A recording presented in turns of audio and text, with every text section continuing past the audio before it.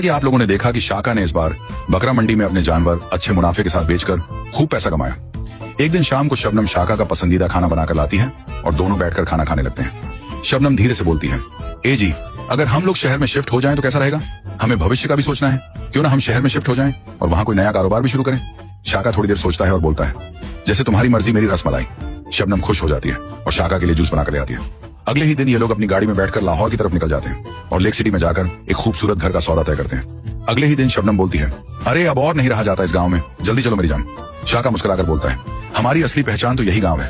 लेकिन शबनम का रवैया कुछ और ही होता है। ये दोनों शहर जाकर शिफ्ट हो जाते हैं।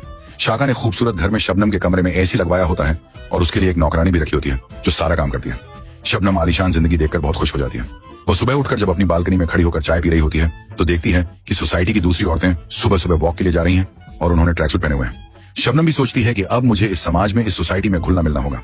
तभी वो गाड़ी निकालती है और पैकेजेस मॉल जाकर अपने लिए खूबसूरत ट्रैक सूट ले आती है और कई और भी मॉडर्न कपड़े ले आती है ताकि सोसाइटी वालों को पता चले कि शबनम काफी स्टाइलिश और अमीर जदी है।